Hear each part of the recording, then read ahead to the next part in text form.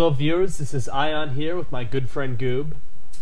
Hi guys, this is Goob, and we have what promises to be a pretty epic match on Lost Temple between two very high-level players. mouzMaNa spawning in the left position as the blue Protoss, up against EmpirDieStar as the purple Terran. They are in cross-map positions, which means a long rush distance, negating a lot of early pressure these players can do, and encouraging a macro game in many instances. Now, even though that's true, Protoss is really able to abuse those proxy pylons to throw on early pressure no matter what position they're in. So we're really going to have to just wait and see what happens. EmpirDieStar, meanwhile, isn't walling off with that first supply depot. Yeah, Terran's throwing those in the back of the base these days. Anyone who saw the finals of GSL Season 3, TSL Rain was walling at the top of his ramp, and OGS MC getting Void Rays with Stalker support in there to just pick off free supply depots and add-ons, doing immense damage to the Terran early game. Yeah, MC just really showed us how to use Void Rays as support units. It was a wonderful thing to see and is becoming increasingly popular these days. Gateway going down on 13 for mana. Players choose either 12, 13, or 14 gate depending on preference, 12 being the least economical, 14 being the most so. First gas coming down. The biggest tell we're really going to have for the Protoss player is the second gas. If he forgoes it, that means we're going to see a 4-gate Zealot Stalker all in. If he gets it, he's probably going to go 3-gate Fast Expand or 2-gate Robo Expand. Now, Mana's already gotten his probe into Diestar's base, so he knows where he is and he can adjust his build order accordingly. And I don't really think we're going to see any teching from Diestar until he gets rid of that scouting probe. Yeah, you don't see variation in players' plays until...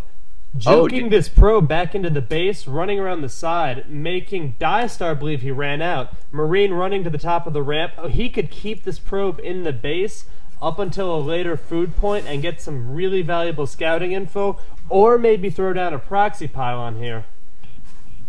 Yeah, that was really some cool play we just saw right there. And he's moving the probe back in, and he's going to see that factory, which is going to tell him there isn't going to be a lot of early bioaggression. So we're going to see more of a tech build from EmpirDieStar here. Diestar moving right into Mana's base. Gonna see exactly what's going on, but nothing too special. That first Zealot coming out, followed by a Stalker. It's 2 gases, so probably gonna see an expansion play here.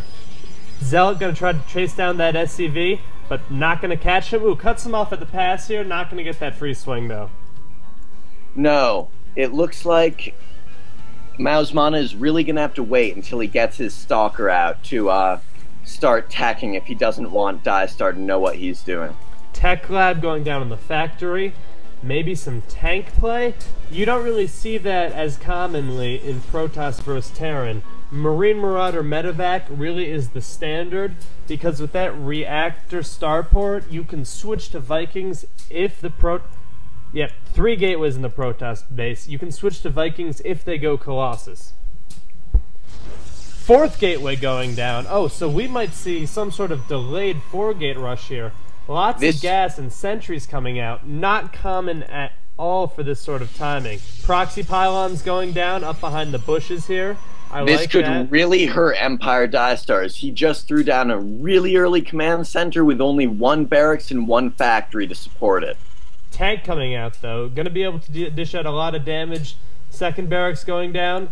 Spending gas on that reactor. Those reactors take a long time to build. Let's see what mouzMaNa has in store for us. All that gas going to be spent on sentries.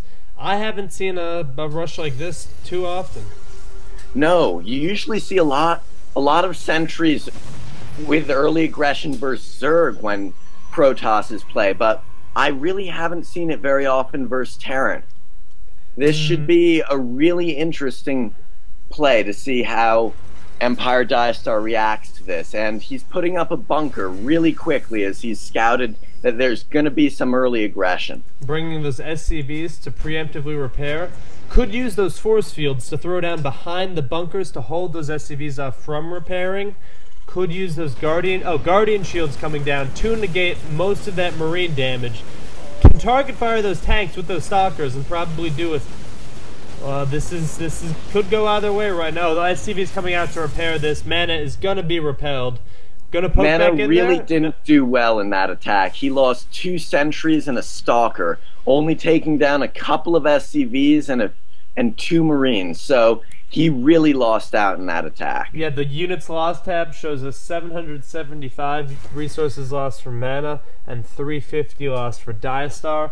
But what was really bad about that is all those sentries fell, and those sentries are very important. Robo facility going here, and this probe coming down showing us that Nexus looks like it for sure. Now, EmpirDieStar looks like he's actually been pretty scared by that early aggression. He isn't moving his command center out immediately. He's also getting siege mode for his tanks and a starport. So he really wants to wait until he has the tech and the units to protect this expansion before he feels comfortable moving it out. Expansion 30% of the way done for Mana. Robo Bay just finishing. Observer being chrono boosted out of there, typical to his style. Wouldn't be surprised if we saw him get 2 and position them along these attack paths just to see any armies coming out. EmpirDieStar finally moves out his command center as he's throwing up Stim and getting a quick Hellion. Now we'll have to see if that Hellion is used for harassment or just for a little bit of map control. Tech Lab coming down on the starport. So maybe some Banshees added in here, maybe a Raven, we will see. He's putting up a Raven, so this could really be bad for Mana, as he might end up losing his first Observer as it gets sent in. He will not be able to follow the army of EmpirDieStar. Observer halfway across the map right now, just going to be entering his base. We'll see what happens with that. And it looks like EmpirDieStar is just throwing up more and more barracks wall, still producing tanks, so he's going to be going for a very heavy bio-tank build, and this really isn't common against Protoss. Nope, you normally see that Marine Marauder medevac with Vikings in there to take out some Colossi, mostly preemptively these days, as a lot of players are choosing that Colossi tech over Templars, but honestly, the metagame has been shifting to favor Templars for that very reason. And as Mana scouts the army just before the Raven comes out, he sees all of these siege tanks and throws down an Immortal, which is really going to do very well against them, and is one of the main reasons that Terrans just don't really use siege tanks against Protoss at this point. Yeah, Immortals do pretty well against those Marauders, against those tanks, against those bunkers, against all variety of units here. Twilight Council going down for Mana. I wonder, that probably signals Templar tech. This is about the normal time you get it once that second base has been saturated and that gas is coming in. Might get a charge or blink upgrade, but to deal with this sort of play, most likely going to see charge. But that's up to his decision. You can use blink to blink on top of those siege tanks. What is it? It's charge. What charge allows you to do here is just rush in up to those tanks before they can get their shots off and do massive damage. Oh, and EmpirDieStar takes out one of Mana's observers with that Raven, so it's already done. It's already almost paid for itself, as the observers are really gas heavy, and he still has a full health Raven that can throw down point defense drones, which just negate Stalker damage really well. And he isn't going to be building any Banshees, as he's already moved that starport onto the reactor and is pumping out Vikings right now, actually. So that Templar tech really is going to be a good choice, as it negates the Vikings really well. Yeah, that Sidestorm being chrono boosted out. EmpirDieStar thinking he's cold reading his opponent here, but oh, is he going to be wrong when he sees those glowy Templars floating across the field? He will not be happy with the choices he has made. A scan, well placed, could have seen this.